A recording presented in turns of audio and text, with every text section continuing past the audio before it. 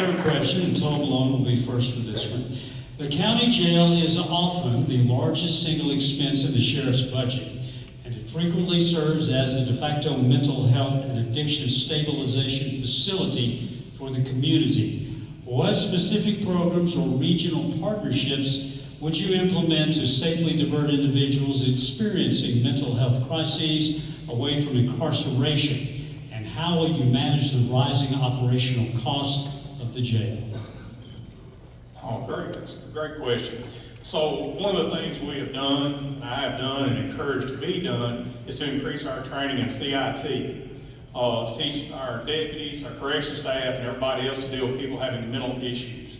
Mental issues is a growing problem in not just this county, not just this state, but in our nation, and I believe worldwide. People that are in mental distress do not need to be in jail. They need to be in facilities where they can get the help they needed. And that is what we have concentrated on our training. We do that. We use de-escalation methods that we're doing in our in-service to teach people. We're teaching on our law enforcement side. We're teaching on our detention deputy side.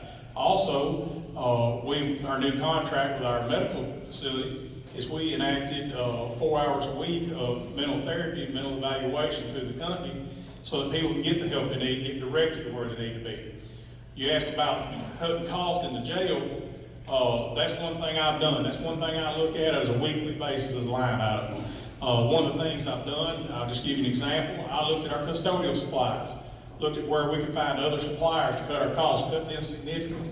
Our food costs, protein's your highest expense in your food bills.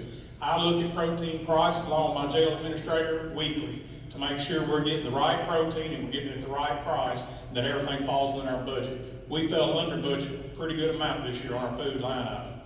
Thank you. Metcalf, would you like to hear that question again? The county jail is often the largest single expense in the sheriff's budget, and it frequently serves as a de facto mental health and addiction stabilization facility for the community.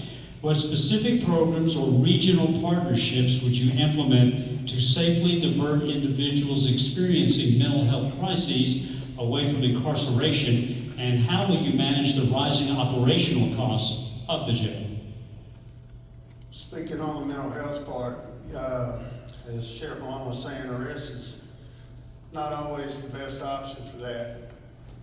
Mental health crises are real, folks. If you don't believe it, if you've not been in law enforcement, they are real. I would try to implement some kind of programs if we do have people in the facility that would help them as far as what they have needs for. And as far as your budgets, if the jail, what I would do is I would just look at the wants and needs, what we need in there, and what we want. And that means if you've got needs, and I'm talking about if we have needs, any kind of supplies, anything to do with working, within the building, we take care of that. But if we have wants in that building and we don't need it, we just have to look, at another time. Thank you. Thank you, sir. All right, our fourth question, and Mr. Metcalf, you'll get this one first.